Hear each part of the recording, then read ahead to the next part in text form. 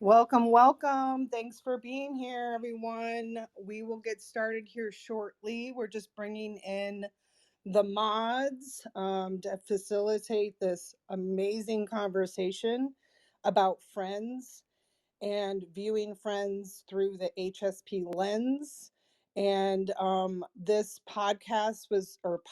this Clubhouse room was really inspired by a series of podcasts that I listened to that Glennon Doyle had put out around friends. And I had been listening to the podcasts alongside Maria, and we have talked about what has been shared on those podcasts. I was inspired to share them with Kelly. And Kelly was just really excited about the information in those podcasts as well. And I just want to bring these topics into conversation and talk about friends and how friends for HSPs can look and feel really different, and getting into the definition of friends and when to know if there's a friend you should let go of, or when you need to have a conversation with a friend because something that friend had done maybe felt cruel or not helpful, and having the strength and the courage to have these conversations is something that is really difficult for anyone and can feel even more difficult as an HSP. And I just want to get behind all of those motivating factors that keep friendship together, strong, joyful, kind, loving, and friendships that may not feel that way. So, thank you for being here in the room. Um, we are going to be running this room for 90 minutes. The replays are on, so if you come up to the stage, be aware that you are part of the replay recording, which will be available on Clubhouse and YouTube. And if you're not already, please follow the club, Highly Sensitive People. There will be rooms listed inside the club that you can save to your calendar or click on the bell, and it will notify you when that room is opening. So we have one more moderator here yet to show, which is Kelly. So hopefully she'll be popping in here. But we'll get started with Joy and Maria. I know that this room could go on for hours. So we'll get through what we can get through today, and then we'll have you come up on stage to join in on the discussion or ask questions or process your thoughts and feelings about friendships through the lens of an HSP. So really quickly, just to introduce myself, my name is Julie Staub. I'm an HSP, of course. I created the club Highly Sensitive People because I wanted a way for highly sensitive people to find us, to join in and create an HSP community here on Clubhouse. And we have been doing rooms on a weekly basis for the last year plus. We just celebrated 1 year anniversary. This group has been really helpful for so many HSPs, and that's really what makes me feel good to continue to hold space and show up. Even on the days that I don't feel my best, I always leave this space knowing that connection with my fellow HSPs is always going to feel good and will make me look at life a little differently because I'm around people who get it, who experience the world the same way that I do. So, this is a really rich, deep topic. I'm really excited to chew on it and hear what Joy and Maria have to share and listen to your perspectives as well. So, I'm also an HSP lifestyle coach, and I was certified as a holistic wellness coach back in 2006. It wasn't till 2018 that I discovered I was a highly sensitive person. And ever since then, I've been trying to merge and integrate those two roles to serve and support HSPs, because HSPs really need support in different areas that looks a lot different than other people due to our um, the way that our nervous system is constantly absorbing our environment and the energies in it. So we have to take care of ourselves a different way. And if we're not giving our nervous system a chance to reset, we can develop a lot of health issues and chronic pain issues. So that is what I love to do and support HSPs, is to create systems and goals that keep us aligned with our biology, that helps us slow down, that helps us um, take quiet time, time to reflect, time to process. That is so vital and important for our HSP health. Um, and I really look at our person from a holistic perspective, mind, body, spirit. It's all important in our lives to feel successful. So we have Kelly here in the room. I'll go ahead and add you as a mod, and we'll go ahead and get started. So if you just want to introduce yourself quickly, Joy, Maria, and Kelly, and then you can share a little something about friendship from your perspective, or you can wait on that after we do introductions. We can start to dig into this topic. This is Julie, and I'm complete. Hi, this is Joy. I am an emotional intelligence author, speaker, and trainer, impassioned advocate for connecting with emotions. And so this room of HSPs has been not only great for me in helping work with clients who I always tend to attract sensitive people, but also myself and discovering things about myself. I don't know if which, do you have a preference, Julie? Because I could talk, let me just say a little bit about the friendship piece. I grew up very much alone. I was the youngest of three siblings, and my older siblings were much older, so I felt like an only child. I did not do well with having friendships. I had like one best friend, and that would be about it. I would very shy, or at least I thought I was shy. I was actually being trained to be an introvert, which I am not. And it took me a long time to really. I did have friends, and I would have community more as an adult, but it's taken me a very long time to really recognize how I can be proactive in my relationships, in my friendships, in a way that is not only fulfilling for me, but feels really good to be able to give to others and to be recognizing and acknowledging. So I think the friendship aspect of being an HSP for me has been a huge issue, a challenge, and ultimately something that's gotten more and more rewarding as I've gotten older. So that's what I'll have to say for now. I'm complete. Hi everyone, my name's Maria. I'm a highly sensitive person. I am a former teacher and right now in a transition of life, trying to figure out what I'm doing. But figuring out that I was a highly sensitive person about, oh gosh, maybe 5 years ago now, I can't remember. I decided to make a lot of life changes in order to live in my true nature. And that is really being more accommodating to who I am as a highly sensitive person, which is one of the reasons why I left teaching.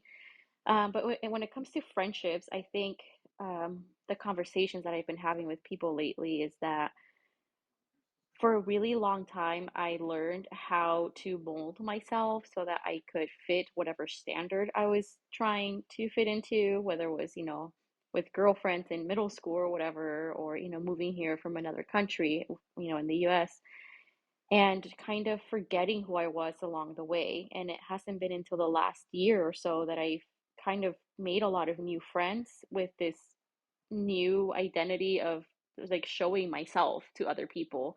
And the level of friendship has gone just way deeper because I'm finally just being myself and friends are coming to me now, which is really interesting. But kind of the difference I feel in my body and the difference it feels in my life to show up in a friendship without censoring myself or without limiting, what I bring to the table and fully embracing the other person. So I'm really excited for this conversation. I'm excited to meet new people, and we love the We Can Do Hard Things podcast. So if you haven't listened to the episodes on friendship, make sure you go back, and they're just so good. So, okay, that's all I'll say for now. Hello, everyone. This is Kelly. Hello, Julie, Joy, and Maria. I am so excited about this room today. I've just been sitting and just in the days coming up to it, just thinking about all the wonderful things we're going to share. And I am a life coach. I am a mentor. I help people clear their emotional blockages, and I do that from a spiritual giftedness standpoint. As an HSP and an empath, I have found it difficult to have really healthy friendships. I mean, that is my truth. And I have, like Joy, probably only in the last year or so, really started to develop healthier friendships, only because once I connected with Julie and this room, I mean, I'm not trying to make her Jesus or nothing, but honey, she saved me because I did not know myself. And knowing yourself is the biggest part of it. My friendships were very surface. My the words that I would use, and I used this for years. I almost wore it like a big old Texas belt buckle. I know a lot of people, but a lot of people don't know me. And that's how I did friendships, and it was not fulfilling. So I'm excited about this. I too love the podcast. So I'm just excited to hear what everyone has to share and how we are evolving into better friends. This is Kelly, and I'm complete. Thank you, everyone, for sharing. This conversation has definitely felt different since the pandemic has come into our lives. I think a lot of us are reevaluating what we give our time and attention. And I think those dysfunctional or one sided friendships there's just not a place for that. We are starting to recognize that, we don't know what's coming next. We don't know or have control over everything that happens in our life. But yet, that is the beauty of friendship, that connection that makes us feel connected to everything. And we need friendships in our life, but as HSPs, I think a lot of times we're more of the giver than a receiver in our friendships, unless we're with friendships within HSPs. And that has helped me evolve as a person in my friendships when I can deeply connect with a fellow HSP, because we're willing to look at ourselves, we're bringing self awareness to the table, we're sharing our thoughts and feelings on a level that maybe non HSPs can't do. And so I think there's so much beauty in being friends with HSPs, not that we can't be friends with non HSPs, but I think it just brings a deeper level of depth and the ability to construct agreements and really set up expectations that don't always make us feel like we're failing. And so, one of the things that I'm wanting to start this conversation with, because this was beautifully presented in the podcast, and I did put a link here. There were actually three podcasts. They're pretty close in time stamps in the We Can Do Hard Things podcast series. And the one that I linked is just one of them, but I think it was in the podcast with Lovey that talks about How do we define friends? You know, what are the rules to friendships? What's the structure? How do you define a friend?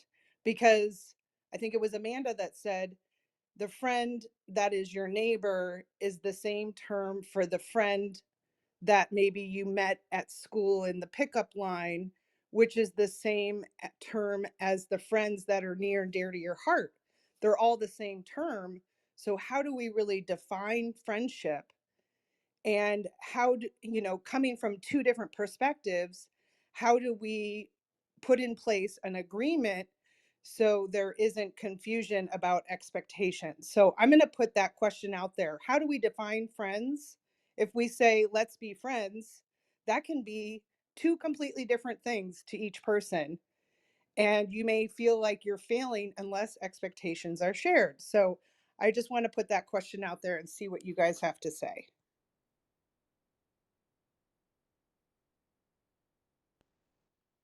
I think this is an excellent point of view because what comes up for me, this is Joy,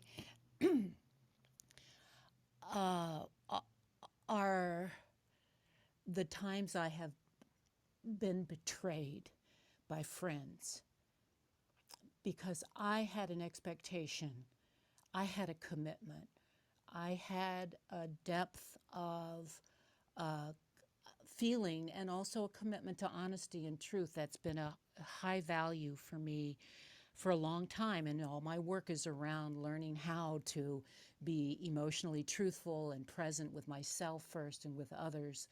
And in friendships that I've really committed to and then had people turn around and betray me has been really painful. And I think that's been part of the thing that made me pull back and take a while to get back into committing. So what I do now is when I meet someone new through networking, through business or something like that, and I go, oh, there's somebody I feel connection with, and I will reach out, and I really stay present with how they respond.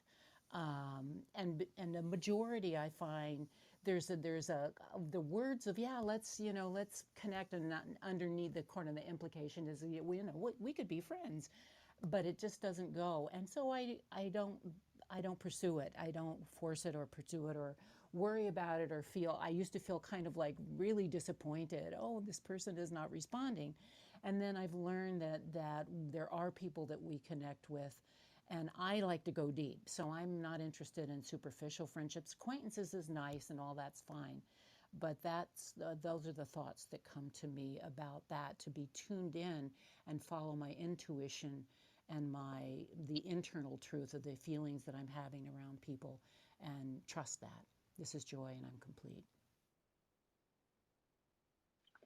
This is Maria. I totally get that feeling, Joy, of feeling betrayed because you put so much into the friendship and the other person may not have done the same. For me personally, it's been a huge learning curve. There's like different types of friends, and after having my kids, I learned how to make quote unquote mommy friends, which was great. And it built great community. But I think for me, I always just yearned to have like deeper friendships with people. And in the middle of motherhood, it gets very chaotic and it's really hard to develop those kinds of friendships. So I would say like the last few years have finally been a little bit better, but it's been a struggle for me in the sense of establishing boundaries of what it means to be a friend and a good friend. I've had friends that text me 24/7 and like I can't get to the text messages and they just feel hurt by me not answering right away, but it's really overwhelming for me to have to text back all the time.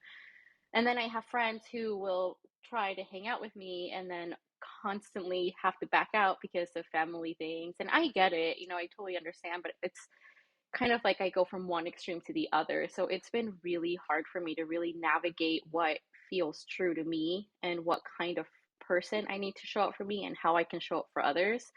Also, I'm an extroverted HSP, so I will go out and get my fill of people, not these days as much, but in a friendship, I will like go 100%, but then I get very overwhelmed and very overstimulated. So I kind of have to revert back. So I need the people in my life to understand that I will kind of ebb and flow in how I interact with them. And I don't know that everybody can really understand that. So I think kind of establishing that from the very beginning. Like there are times where I'm going to show up 100%, and there are times where I'm going to have to pull back a little bit because it's too much. And so having those conversations is really tricky.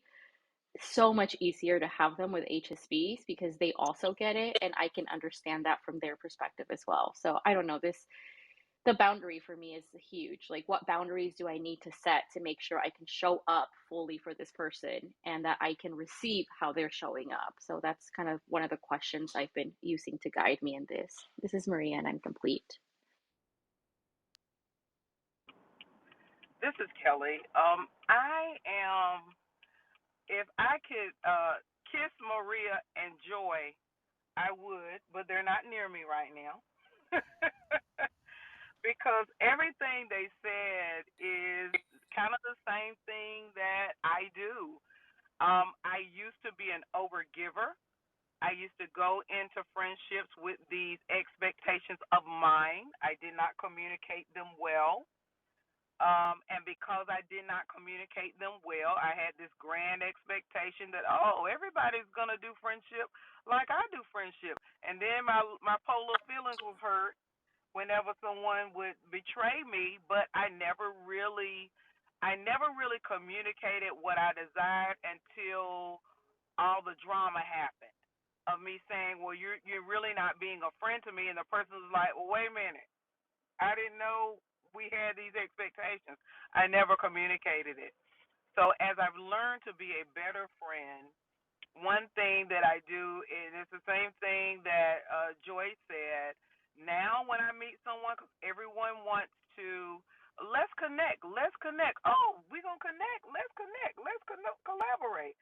But I am doing it in a very conscious way. If you say let's connect, I say, okay, let's start chatting. If I see that you're really not responding, or if I reach out and you're really not engaging, I understand that you're really not serious about it, and I just cannot do surface connections anymore. They're not fulfilling for me. So I do it in a very conscious way now, and I just wait. And this way I'm not disappointed because I don't really know the person anyway. If they fall off, or if they're, just pulling on my energy. A lot of times when you are vibrating pretty high, people like to engage with you just to pull on your energy. And after they get a good dose of you, you don't hear from them, and until they get low again, and then they want to pull again. So I'm doing my connections and friendships very consciously, making sure that I don't group all of the friends in the same category. I am very careful about who I call friend. Everyone else is in the acquaintance category, because acquaintances are a dime a dozen, but friends are one in a million. This is Kelly. I am complete. I love that, Kelly. And I think the more we talk about the definition of friendship, the more dynamic and deep it can go in terms of everyone's personal interpretation. So I'm really excited to hear what Brian has to share. If you would like to talk about your definition of friendship, or if there's anything that you're just interested in responding to, I'll give you the mic. Thank you, Julie. This is Brian. I have known that I was an HSP since I was about 3. And that's not even really a joke. I knew very early that I was very different. And because of that, I've struggled my whole life to make friends, to the point that I've spent a lot of years thinking I don't even know how to be a friend, because I resonate with what Joy has expressed, in that for me, being sensitive, I can't do surface things. I really can't. You want to talk about what you're vulnerably struggling with? Great. Let's dive in there. Let's go at it. But I also understand that as a male, Finding other males that will actually be willing to do that, yeah, that's almost akin to pulling teeth from a saber-toothed tiger. Um, it's been very few and far in between that I find HSP males. And when I do, um, when I can recognize it in them, they cannot recognize it within themselves. Um, and that kind of limits the amount of friendship. I can support them and I can encourage them, but as Kelly expressed, they end up coming around when they need to pull from you. But they're never really around for you. It's never a reciprocation. It's never an even balanced give and take, which I'm ultimately just truthfully not interested in. I don't see that as a friendship. I see that as almost a mentorship, which has its value, right? Nothing wrong with that. It has its value. Um, but I admit that it's been very easy for me in my past to make friends of the female persuasion way easier, but that leads to a can of open worms. Because invariably, a male being open, being emotionally available, um, and stating clearly boundaries, I've learned and can enunciate very clearly. This is what I will accept in a friendship. This is what I will accept in a relationship. I will not cross this boundary. We will not talk about these pieces. I will not allow these pieces. I will support you and encourage you here, but there are areas that I simply am unwilling to, even though I could, because they're more for your girlfriends and they're more intimate and personal than another male, in my lens, should encourage a female. That's become it's almost become to the point where legitimately I have one female friend, and I'm almost always more practical, logical, and rational with her than I am um, emotional. And that's something that I was just talking with last night with Tanya. Was um, I have so many gifts as an HSP to give emotionally to the collective, but that's something completely uniquely different than what I can give to others one-on-one. Because one-on-one, I can't give the same emotional intensity to an individual without that activating them, without them feeling seen and feeling heard, and then somehow emotions being um, created or nurtured or believed to have been fostered by me. Even though my boundaries are very fierce and even though I can clearly state them, it it doesn't change that. My experience has been that most people, they want to be seen. They want to be met. They want to be heard. They want to be validated. They want to know that they're cared for, that they're respected, um, and that on some level they could even be understood. If at the very worst, not understood, just respected for who they are.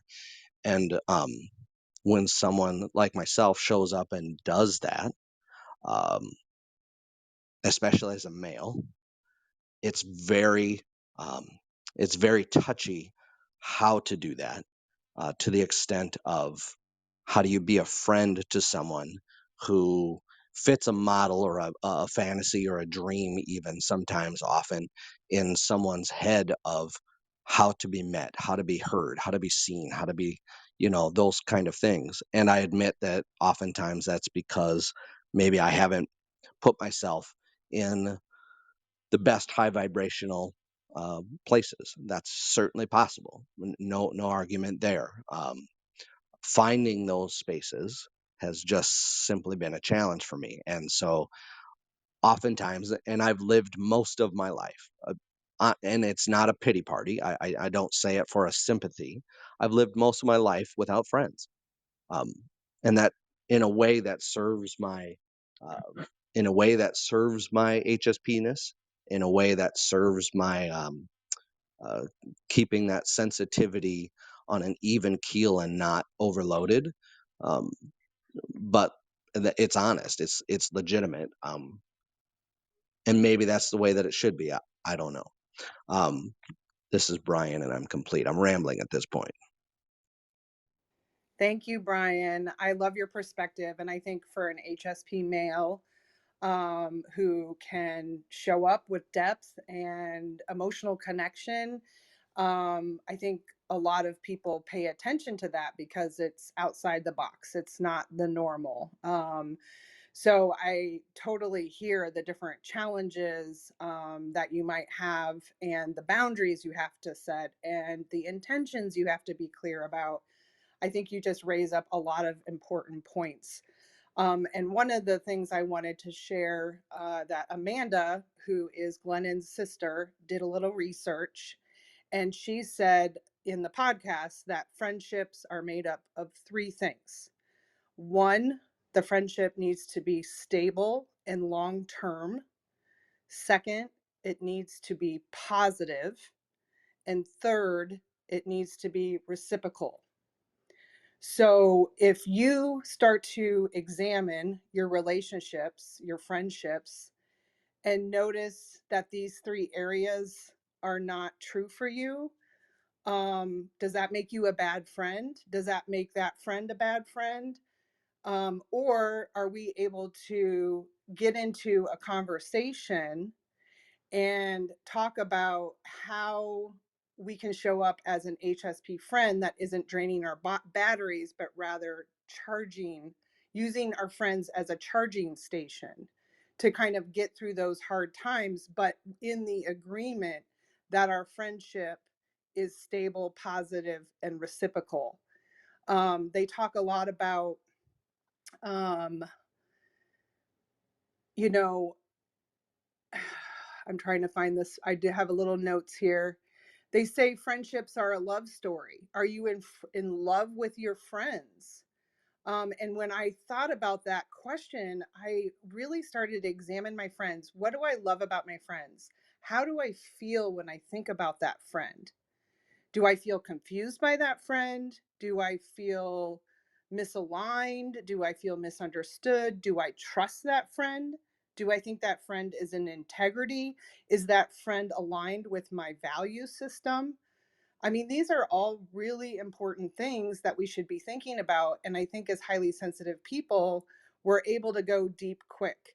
And we, like Joy said, you pick up on other people's energy and you think, oh, this is someone that I could be friends with. But like Kelly said, let's start by chatting. Let's start by slowly going into understanding each other a little deeper and seeing how each other shows up. And is this person made of the depth and quality that is made for long term relationships? And do they have a positive influence in your life? And is the friendship reciprocal, or do you feel that it's one sided? And then how do you know when to let go of a friendship? The other thing that I just chuckle about is we have rules for marriage. When you go into a marriage, you agree upon a certain set of agreements. You have a value system that you share. There is parameters of how to work within a marriage, but Glennon says, I think it was Glennon, she said, friendship is like the wild, wild west. We don't have all of that established when we enter that relationship. So I think more than any time now in this place and time that we're in, we need to start having conversations and setting our expectations on each other's lap and getting real about it, being truthful. And then if a friend is hurting us, speak up about it instead of harboring or holding on to resentful feelings. And when you show up as your true, authentic self and you speak your truth, and that person isn't willing to hear you or act differently, then that's your cue to let that relationship go. So I think as highly sensitive people, we have the capacity to hone in on the quality of friendships in a quick way because we're able to go deep fast.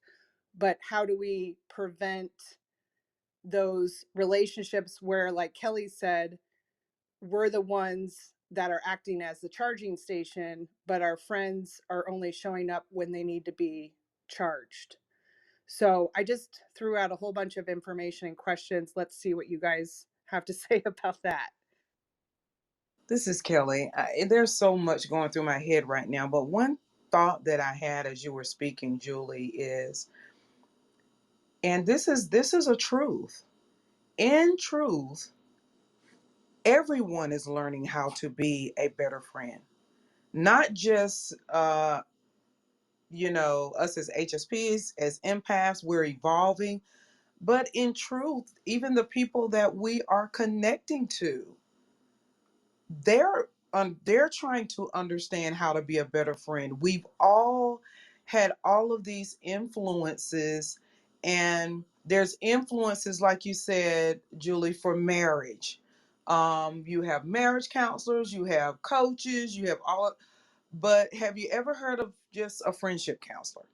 Have you ever heard of someone that just focuses on friendship? We really don't, like the podcast is saying, we don't have a blueprint. So everyone is learning how to be a friend and what that definition is. And in that, what we're also learning is that every person you meet has a different dynamic of where they came from, what they were influenced by. And so, if we just put in place something that fits us, for me, if I put in place something that fits me, it's my friendship vetting protocol. I don't know anything else to call it, and that I am conscious, that I am present, like Joy said. Then that way, because there's some things that we will not be able to avoid. Some things we're going to have to kind of step toward just to see it's not for us so that we can step back. But I think key to remember is that everyone is learning how to be a better friend, because even marriages and relationships, they're evolving. So a lot of people aren't getting married. So what does that leave you? It leaves you partnerships. It leaves you friendships. It leaves you, just these soul family connections, or these um, we're connecting because we're all creative. There's so many different ways people are connecting now, and because of that, it's literally forced us to learn a better way to do friendships. We are all learning. This is Kelly. I'm complete. This is Joy, and you mentioned marriage. And before I forget, Brian, if you don't already know about the Mankind Project, I highly recommend it. My husband went through it. It's where men who are really willing to feel their feelings and communicate, and it's got a beautiful structure, etc. You can talk to me privately about that later. But in my marriage, I was just thinking, my marriage is where I learned how to be a friend, because in the beginning, I got married at 45, so I, I came, I'd worked very hard for a long time to learn how to be in a marriage. And so when I had it, I wanted it to be what I really longed for, which is that one of honesty and openness and trust. And so we had a protocol of how we were going to communicate with each other when we were upset.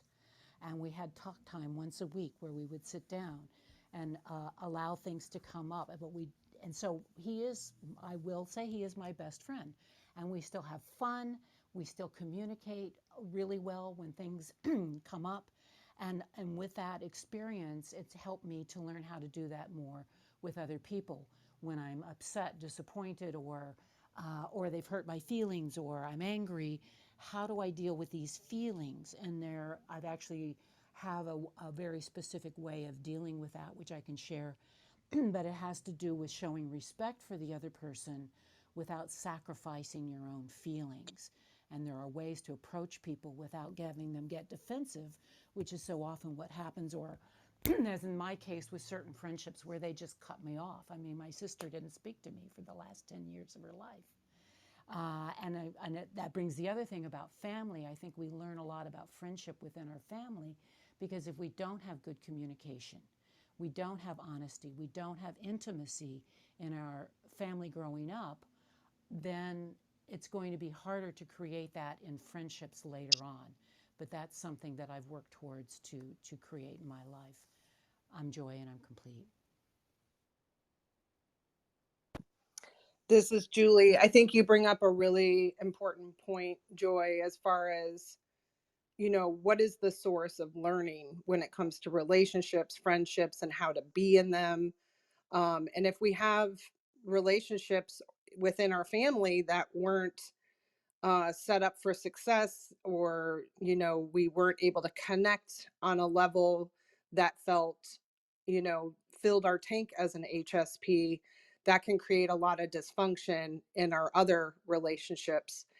And something that I've really taken on in the last, I would say, couple decades of my life, before I even knew I was an HSP, I felt like I was that friend to others that understood the amount of life that we all take on. And when a friend wouldn't be able to meet me or connect the way we thought, I was always that friend that gave that person a lot of grace. I gave that friend the benefit of the doubt if I somehow made up some story in my head that this person was canceling or not making time for me because they didn't like me. Um, and I want to think the best of my friends. I want to feel secure and safe in my friends, because I think the whole point of friends is having that relationship that makes you feel like you can go through life together, that you feel like you can share the challenges, the highs, the lows. And I think that's really important too, is if you don't feel like you can be your true self, that might be time to reevaluate that friendship, because that's the whole point of being friends. So I think there are so many things within us that we need to heal and grow so that we can show up powerfully in a friendship, but don't wait for that to happen um, for you to be available for friends. Because I think friends can walk through these hard times with us. And if you have agreements with your friends that, allow us to show up as our messy selves and not feel like that's a one-sided situation, we can use our friendships in a loving way that supports our growth. And I think as HSPs, we're really self-aware. We're really able to pick up on the energy of others. And so, again, are we misconstruing our relationships, or are we just not having those courageous conversations where we kind of put down our expectations and then come to an agreement of where this relationship is going to feel safe and supportive? So I think in this conversation around friendships, we're defining the word friend, we're understanding how friends feel different as an HSP. And then I want to give you the next step is take action in your friendships, and really be brave about conversations and agreements or expectations that you might have about a friendship, and see if you're on the same page. There doesn't have to be a negative experience through that. It's really just being vulnerable and showing up as yourself and trusting yourself that it's safe to be who you are. And if that person isn't in agreement with you, then you know where you stand. You don't have to feel this constant disconnect or confusion about that friend. So I'm encouraging everyone to have those brave conversations instead of leaving yourself in the dark or feeling that your truth isn't important. That's something I really want to stand up for. So, sharing your truth in friendships, being who you are authentically, establishing your boundaries, but doing it in a loving and kind way is so important because, like Kelly said, we're all learning. None of us have the perfect blueprint. So, this is the time and place to give people a lot of grace, give them the benefit of the doubt. And if you value this person, work at it. You know, make effort to connect, number one, and number two, speak your truth.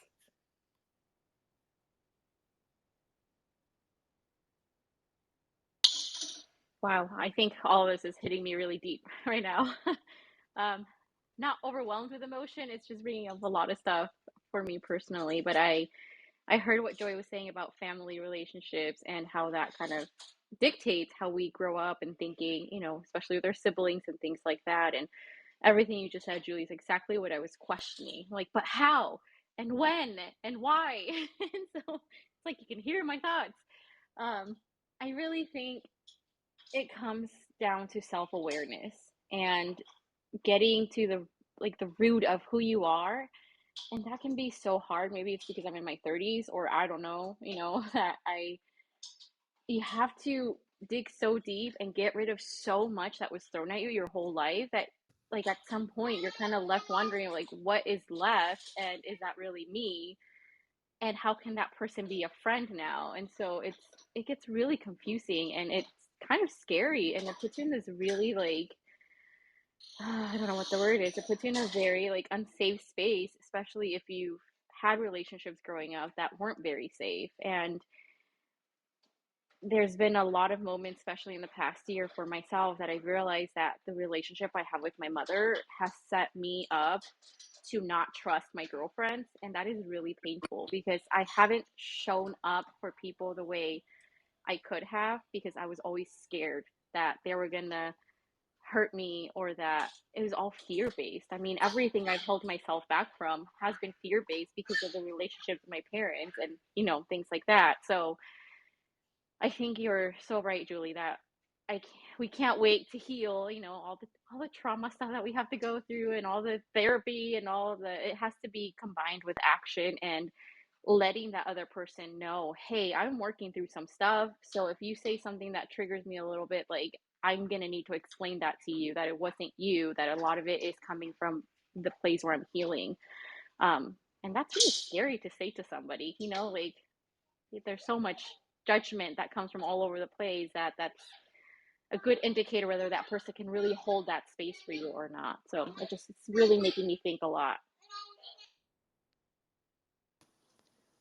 This is Kelly. Maria, I love what you just shared because what it also shows is that depending upon those influences, it can fight against our vulnerability and our ability to really understand that each person that we meet is always going to be a trial run.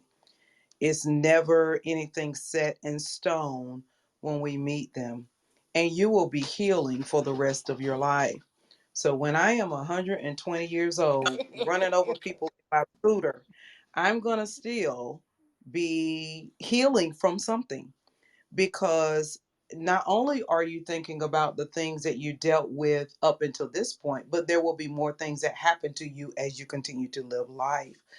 And the bravery in our HSP gift and our empath gifts is that it allows us not only to feel that, oh, this may be risky, my heart may have to open up, but we have the superpower to forge ahead and kind of say, all right, well, we're going to let the chips fall where they may because we understand that we have the power to put ourselves back together again. This is Kelly, and I'm complete.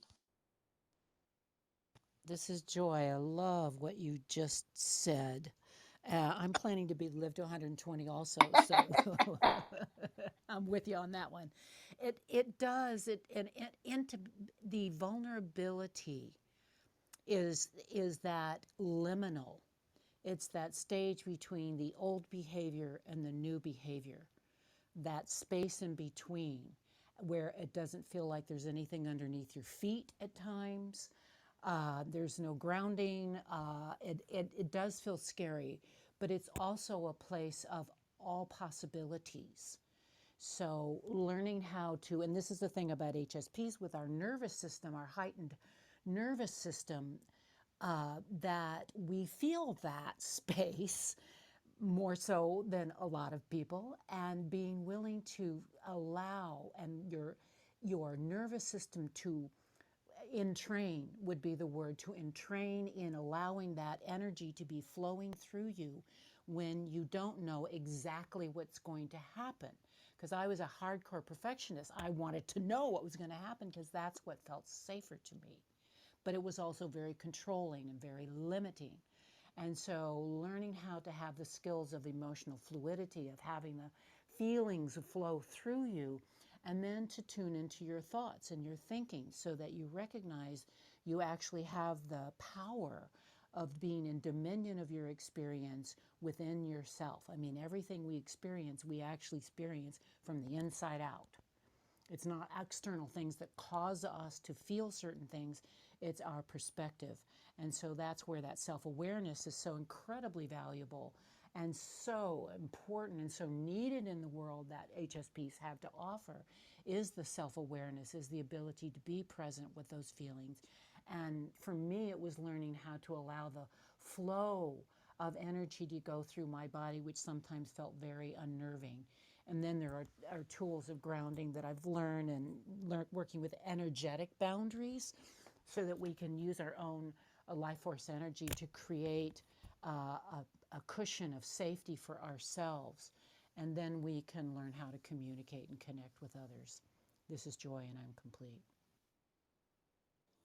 This is Julie. I love all that. And I like what you said, Joy, about our inner world is really how we're showing up. It's not the outside circumstances that dictate our friendships and who we are in those friendships.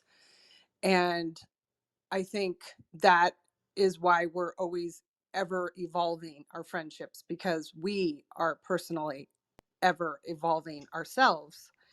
And one of the things that I wanted to bring up, which I think as you get to be older, you recognize that friendships are not forever, that friendships can be here for a reason or a season. And I think when you're young and maybe, you know, thinking that your friend is going to be in your life forever, whether that's high school, college, those your early years of our lives, um, we can really set ourselves up into this trap of people pleasing and perfectionism. But when you can start to step back and recognize that not all people who come in our lives are here forever, it kind of lets us let go of that expectation, um, and handle ourselves differently in relationships that may no longer serve us. One of the things that I thought was really powerful in the podcast was, how do you know when to let go of a friend? And what they mentioned was, one, you no longer trust yourself with them. And I thought that was really huge. You second guess everything you do because you're not sure how they will receive it or take it. And I think those situations, um, can cause a lot of fractions in the system, or in the relationship system, in the friendship system. And if you don't trust your feelings with them, it's time to let them go, because you can't lean on them the way that you need to. And so, really taking the time to get in touch with that self awareness, not projecting your shit on other people is another huge point. Just because you're in a hard place, you don't want to put that heaviness on your friends. But I think it's important when we are going through heavy times to, show up in those friendships, dare to connect during those times, instead of making yourself feel isolated or processing life on your own. And I think with HSPs, that's a fine balance because we do need a lot of alone time. We're not necessarily going to be the first people to show up at a large event with a lot of different people. We crave more one on one connection. We definitely avoid small talk. So I think it has to be really intentional how we show up in our friendships as HSPs to not only care for ourselves, but also be in a caring friendship with one another. And I know that with 2022, I really decided that it was time for me to people again. Being a part of this, global pandemic for the last 2 years and really isolating myself, there are different friends that I have completely lost touch with. And it was my intention to really foster and nurture relationships in 2022 and even see people again in person, but really have that work with my level of comfort and trusting that the people I'm reconnecting with are interested in sharing a reciprocal relationship. So I'm being very intentional about the people I'm reaching out to so that I can have a better understanding of where I stand. And if it is someone that I deeply love, making sure I have conversation around what it is for me to be in a friendship and what that looks like for me. And if there is a bump in the road, being brave enough to say that hurt me or that felt cruel or that didn't feel very kind, and giving your friend the benefit of the doubt before ghosting them, which is another thing I just cannot understand. That has been extremely confusing for me as a highly sensitive person to be in someone's life and then to not have the understanding or conversation of why a person is no longer in my life. And that has been the story of my life as an HSP my whole life, is just being someone's rock and then having that person make a decision about me that didn't include me in the conversation and then being very confused. And as a highly sensitive person, I deeply process that rejection. I deeply process why things fell apart. I can get stuck on it. I can ruminate, and that can be really damaging. So, one, making an agreement with yourself on how people can treat you, but also in those loving relationships where you feel you can be vulnerable and you trust that person, having conversations that help you grow and heal through your friendship versus creating more of that trauma, I think is where we need to lead our friendships.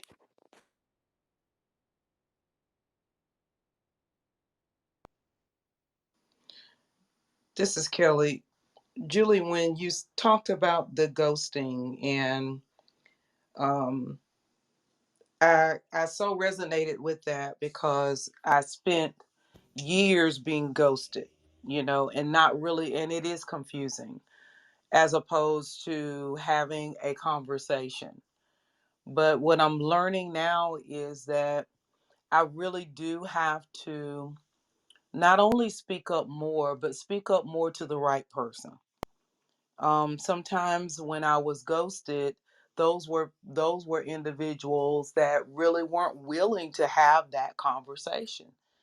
And so now I make sure when I have to have a conversation that involves something that hurt me or something that really threw me for a loop, I'm making sure, am I speaking to someone that is going to um, be concerned about what my concern is? And um, just getting out of the loop of thinking that someone else is thinking like me, because that kind of thinking always got me in trouble. Just the assuming that you feel this too, you understand this hurt me. I'm out of that loop now. I'm waiting for the words to come out of the person's mouth.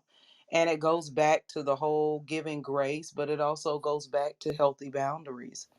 In friendship, we are evolving to have more healthy boundaries and just really seeing people for who they are. And that's not a horrible thing, you know. But it's just seeing people for who they are and what they can give you so that you know what decision you need to make. And I think that's the wonderful thing about evolving and having that HSP depth is that we can really pick up on what we need so that we can know what to ask for from others and try to limit. We may not be able to avoid it, but try to limit the whole ghosting thing because that can be pretty hurtful. This is Kelly. I'm complete. Yes, I totally agree with you, Kelly, in terms of, not every relationship will be that relationship for us to have those hard conversations. But when it matters, I think it's important to be brave and to step into your power and really be vulnerable. And I think that, like you said, the clearer you are about who you are, makes it easier for you to show up fully and authentically as yourself in friendships. So I think that's another benefit of understanding that you're a highly sensitive person. When you understand the depth that you need, you can show up in relationships that provide depth. When you know that you have a lot of energy to give, you show up in relationships that give you energy back. And I think, you know, a lot of times they're going to be guesswork in that process, but it's like you said, we're constantly evolving, we're constantly checking ourselves and recognizing that not everyone is qualified to give our time to, and how are we taking care of ourselves in that process of sharing and connection. So this is such a great topic. I'm so excited that we have been digging in here for the last hour. We'll go here for another half hour. And if you're interested in coming up on stage, sharing or reflecting or have a question, please do so. Everyone is welcome. And I will go ahead and pass the mic to Danielle. Good to see you, Danielle. Hello, everybody. Hello, Julie. It's lovely to see you all. Um, I guess the one thing that interested me in particular was the whole aspect of ghosting. I've been ghosted in the past. It is very hurtful, but I've also been the ghoster, and I'm not proud of that at all. And the reason that I wanted to come up and talk about that is because I guess I get to the point with some people where I have I don't really know the best way to explain what I mean, but when you get into a friendship and it goes on for so long and then you realize that you are on completely different pages and you try maybe to distance yourself from that person and then they want to know why because I guess it gets noticed.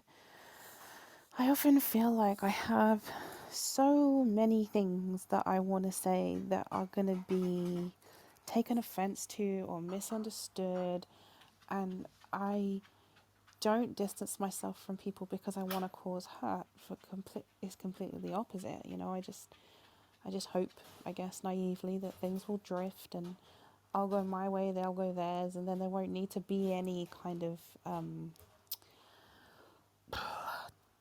argument or confrontation or anything like that. And I've realized recently that I get very, very overwhelmed.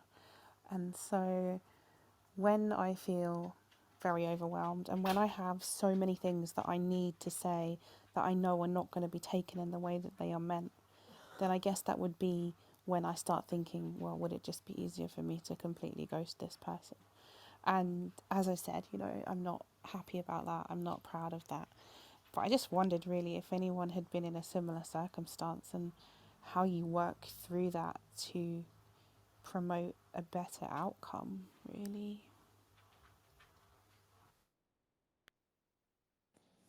This is Julie speaking. Danielle, you bring up a very valid point, and I love that you were vulnerable enough to share that, it does feel hurtful to be ghosted, but recognizing that you may do the same thing to others. And I too have definitely ghosted people.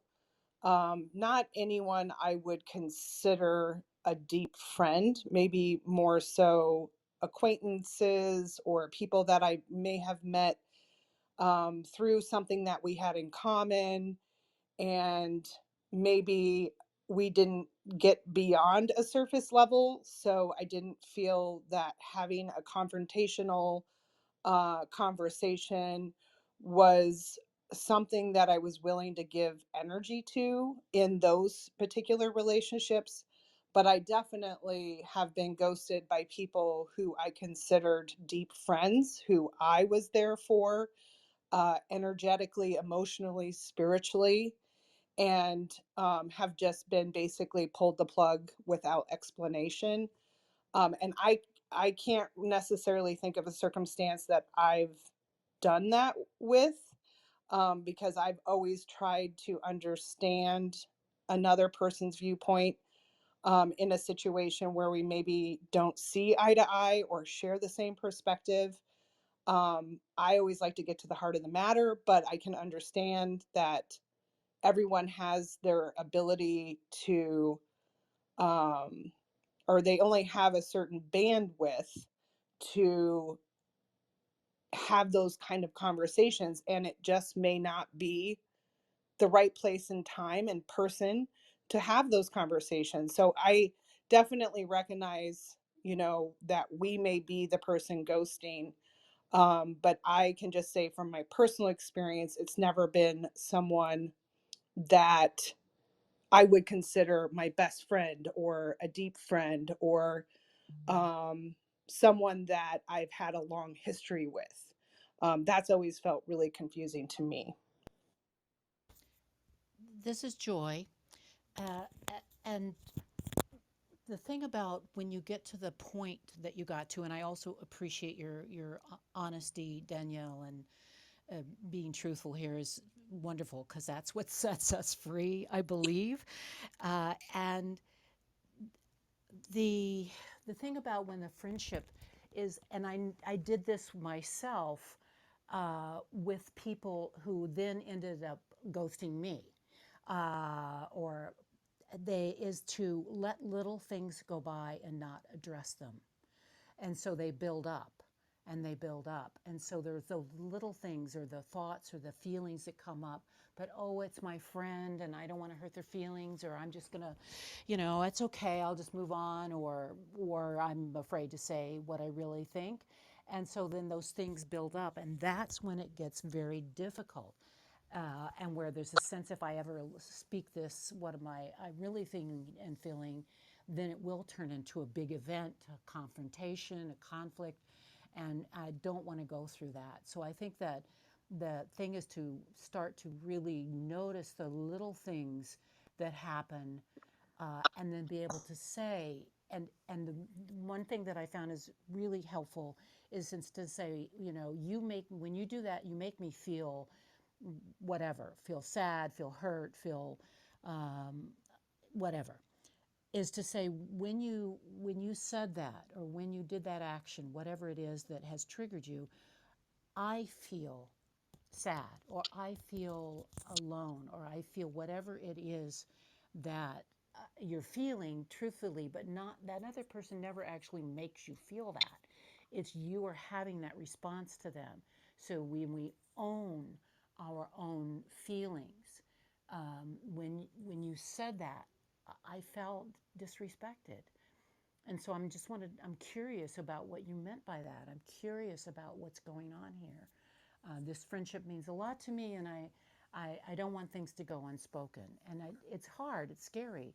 But when you can do that early on, then that's when the rubber hits the road, as it were. That's when you know, is this person willing to go there or not. And when you'll find out sooner, then you spend less time invested in friendships that aren't really going to work. This is Joy, and I'm complete. This is Julie. Joy, you brought up a really powerful solution to these hard conversations, because I think it's really important to lead with I, like you mentioned. You know, I feel this way. I'm interpreting your actions this way. I feel hurt by your words, or whatever it is.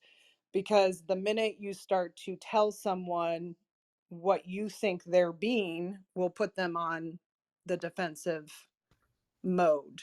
So if you're willing to build connection, it's got to start with ourselves. It's got to start with our self-awareness. We need to recognize when we're being triggered and be brave enough to then share that discomfort that you have in that relationship, and be willing to have the conversation to repair that.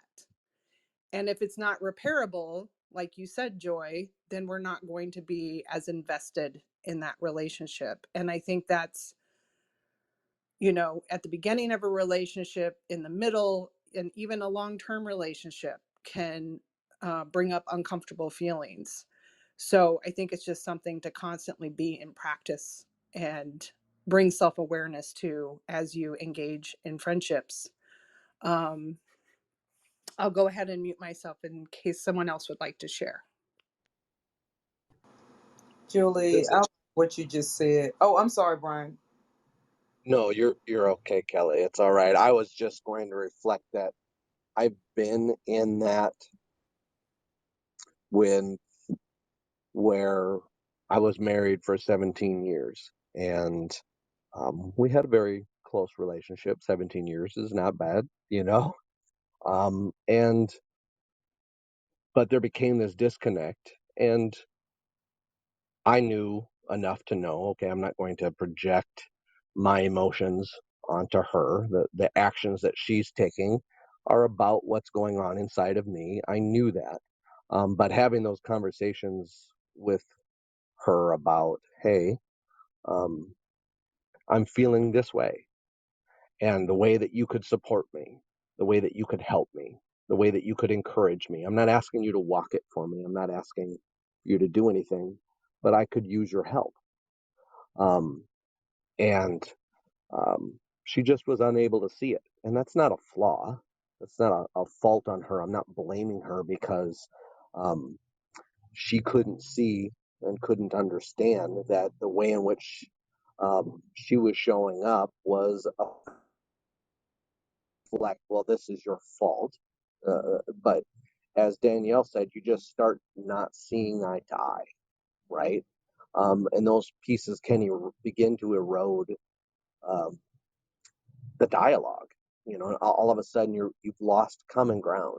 All of a sudden there's what you used to be able to communicate about, you no longer are able to find a way to have a conversation that is civil. And so I began to be like, well, this is then not a conversation we can have.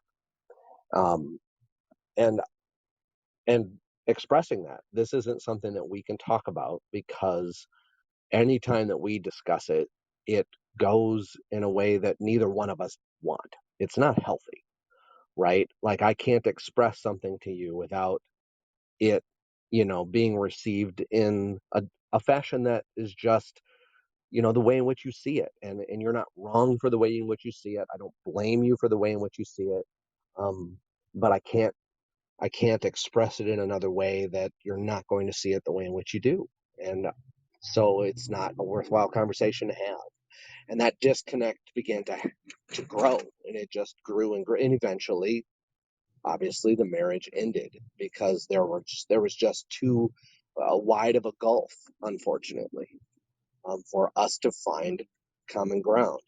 Um, in that regard, because the communication is upfront, because the communication is straightforward, I know that she today sees that as ghosting, because I don't have contact with her. I don't communicate with her. because her hurt is so venomous out of her own triggers, her own pain, that she's just not able at this moment on her journey to be able to have that kind of conversation around those pieces. And that's hurtful, right? I mean, we don't want that. As HSPs, we feel all of that, and that can cut us so deeply. But the truth is, reflecting, as Joy's been reflecting, as Kelly's been reflecting, um, loving ourselves enough to say, I'm not going to allow this kind of pain to continue to exist. I'm not going to allow your trigger to bleed all over me. I care about you, but I also care about myself. And in that regard, as I expressed, I'm sure that she sees my lack of communication as I'm ghosting her. But I was very clear with her and very concise with her. These are the parameters in which I can have a healthy relationship. Outside of these parameters, I cannot. And if that is something where we can't meet eye to eye, then it's just an honesty. That's all. That's it. Nothing more. Um, in my lens, I'm not ghosting her. In my lens, I drew a line in the sand with my boundary that said, this is where I live. And I do so with compassion. I do so with mercy and kindness. But I also do so with strength and with assurance that this is the best that I can give you right now, and this is what I hope to receive from you in return. And if that is not equanimable, then I need to we need to move on, because it's just not healthy for either one of us. So in that regard, but again, that is giving that a voice. I didn't want that quote unquote conflict. I didn't want that quote unquote difficult conversation. But the only reason why I didn't want it is because I didn't want to stand up and give it a voice, because I didn't want to stand up and say, this is uncomfortable, because I didn't want to stand up for me. And that's really the only reason. I mean, bottom line, that's really the only reason. But I had to. It was necessary. I can't expect someone else to have my relationships for me. I can't expect someone else to have my friendships for me. It has to be me. And so in that thing is very real, no argument. But oftentimes what we label as ghosting, when we've had clear boundaries around our conversations and the way in which I don't quantify that as ghosting as much as I quantify that as just simply knowing what we stand for and saying, this is where I draw the line.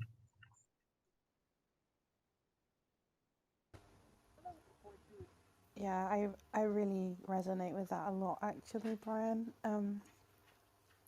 I think actually listening to what you said has made me realize that the people that I've been in that situation with in the past, and there is one person in particular I am getting very close to being in that situation with right now.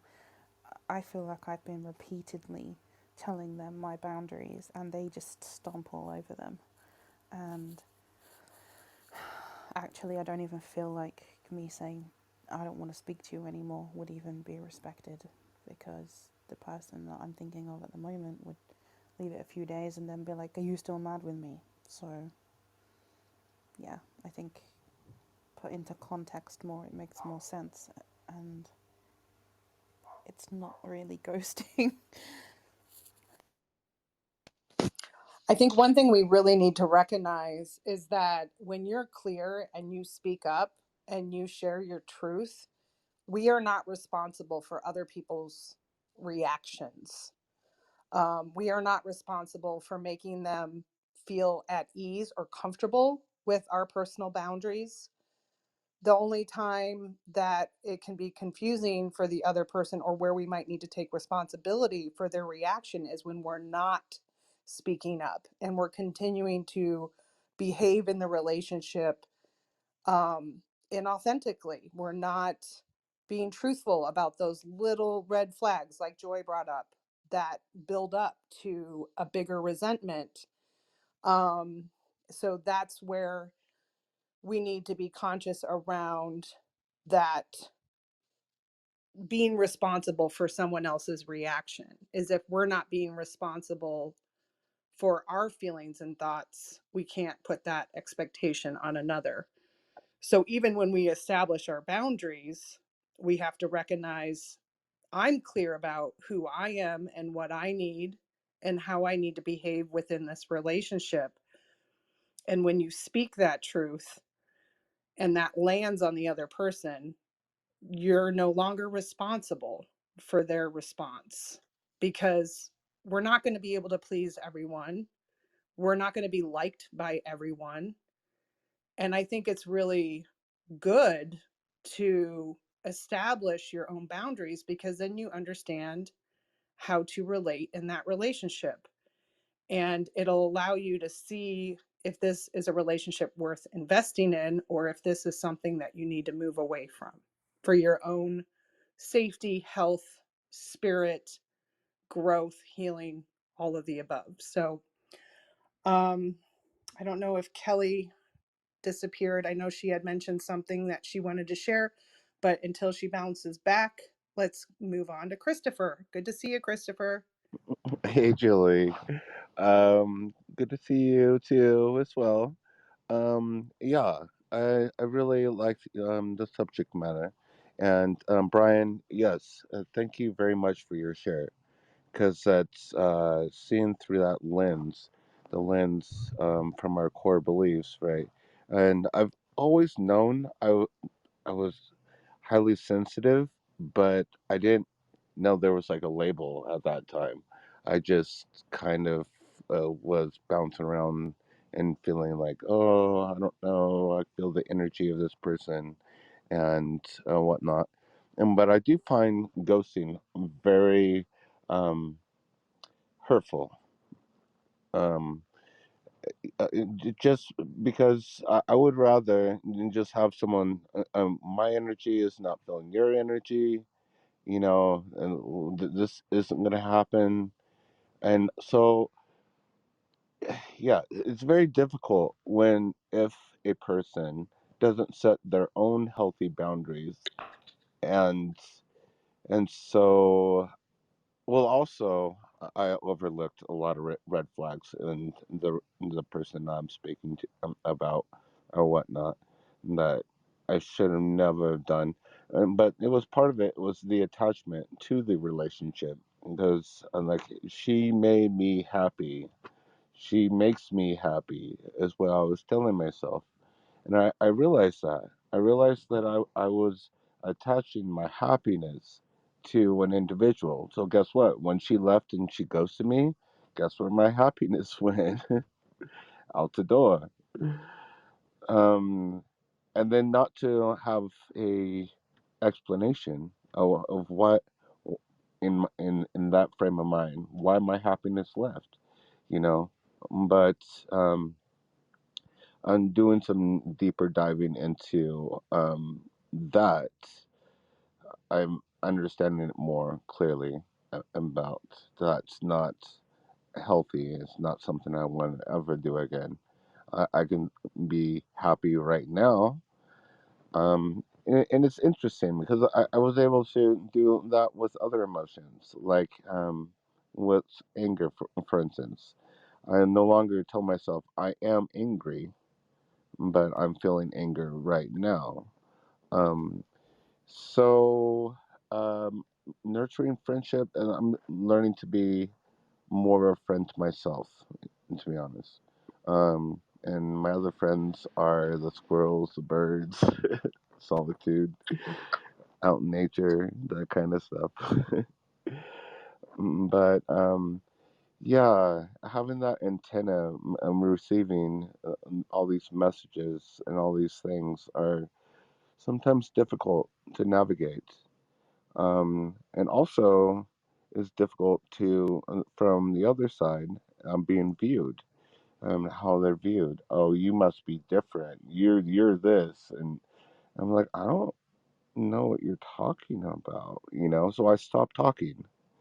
And that's why I like this. I love these rooms, these safe rooms in Clubhouse, um, because I can show up, be authentic, and I feel the energy because I close my eyes a lot of the time when I hear your shares, but I don't have to have that direct, um, yeah, I don't know, the energy that makes me uncomfortable where I start to shake. So, so yeah, you are all of my friends. I love you. I'll yield back for now. Thank you, Christopher. I love that. And I consider all of you my friends as well.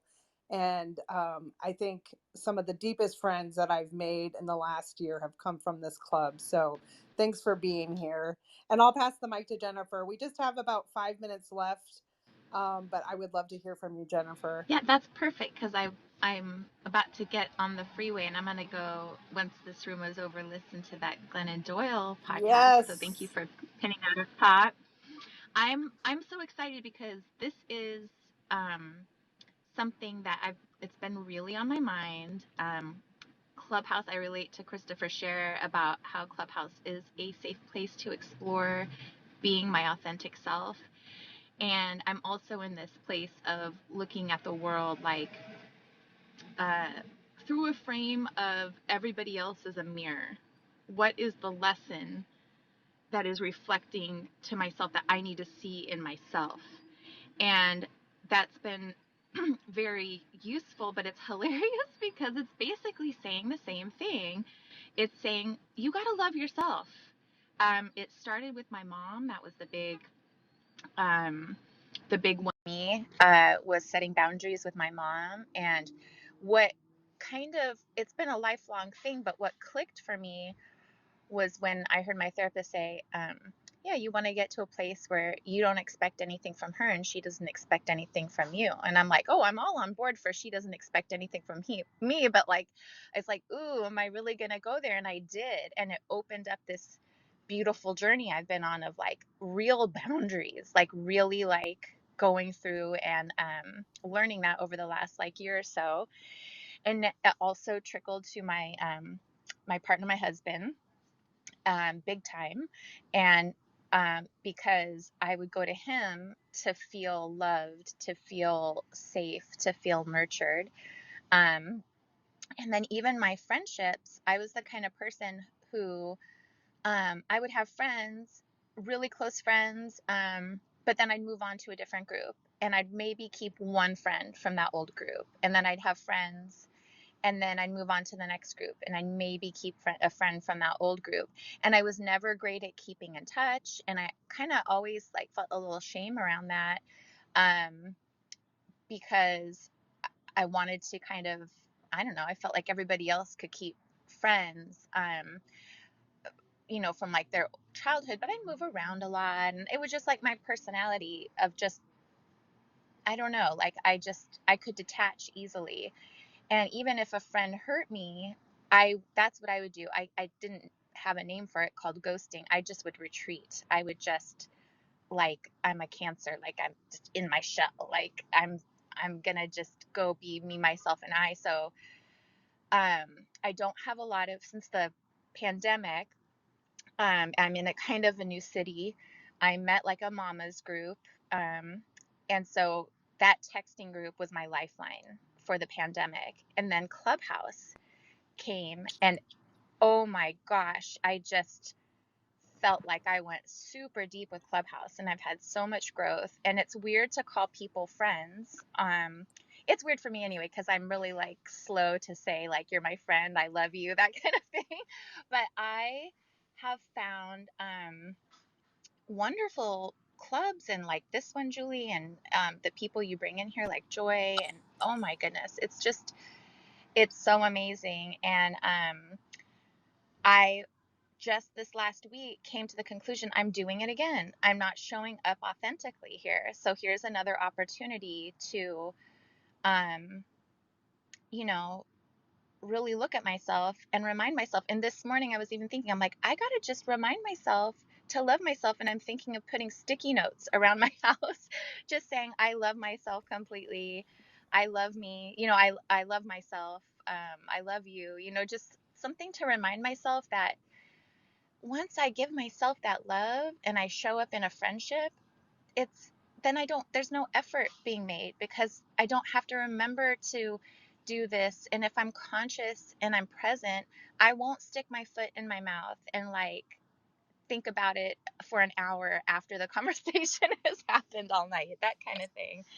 um and so I'm really seriously so looking forward to this podcast. I'm sorry I couldn't come in for the whole room, but just the little bits that I heard, oh my gosh, so powerful. And again, thank you, Julie, so much for this club and for this room, for the club. I don't know what, I wish there was a new term, but like the clubhouse friendships, like I really do value them as well. So wholeness, everybody.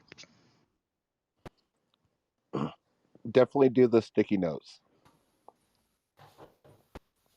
Maria, what's that quote that you shared with me? I deserve peace, or what the Martha Beck says?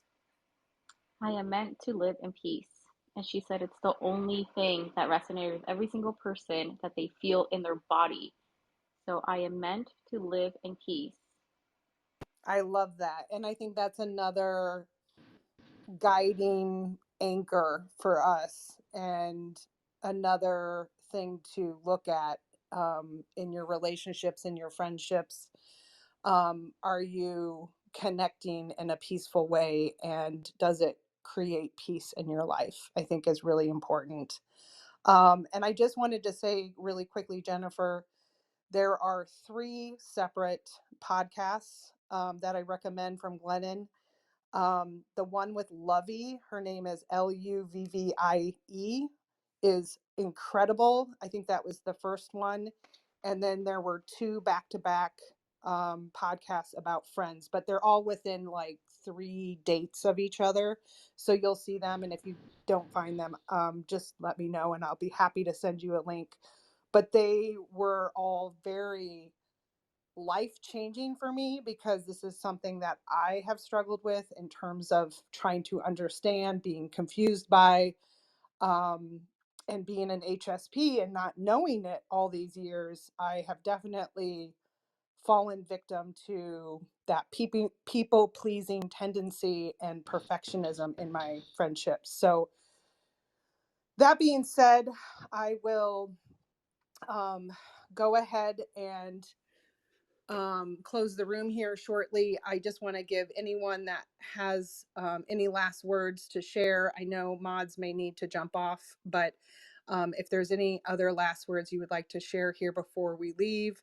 I also want to say next Tuesday at noon, which is a different time, I'm going to be doing a room that's all about building HSP community within your local community, and have a discussion on what that looks like, how we can create that, what motivates us to do that, and how we can connect with other HSPs and also create conversations in systems so we can get better support as HSPs. So if you're interested and in that stage of your HSP journey where you feel like being a leader and going out into your local community, please join us for that conversation. And you can find any room that we do here in the HSP Club by clicking the little green house, and you'll see the different rooms that we'll be hosting in the near future. So with that being said, I'll go ahead and mute myself if anyone else would like to share some words before we close.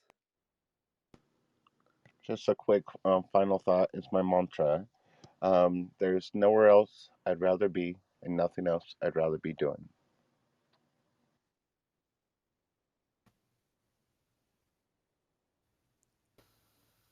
I just want to thank you all for the conversation again.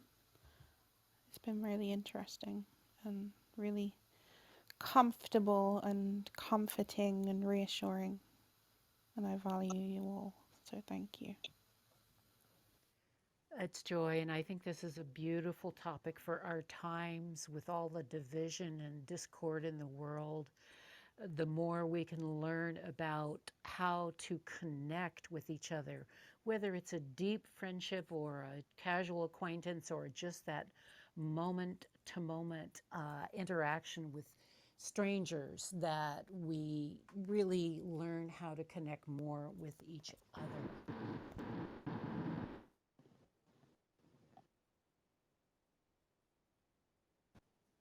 I think that's a great sentiment to end on, Joy. And thank you so much for bringing that up. It is important. Research shows that it's connection that makes our life feel successful, and we are wired as humans to connect. So, where there's the ability to connect with ourselves and be our own best friend, for our survival, it is important for us to connect with other people and make that a safe, comfortable space. So, thank you all for being here. I'm sending you all lots of love, and thank you for showing up as your powerfully vulnerable self in this space. I can say honestly that the people I consider my best friends now came from this app, came from the HSP Club, and I'm just truly grateful that we had this opportunity to connect on a global level and with people we don't necessarily have reach with until this app gave us that possibility. So, thank you again for being here. I hope to see you at the next conversation, and have a beautiful day. Namaste. Thank Ciao. you. You too. Thank Take you. care. Bye.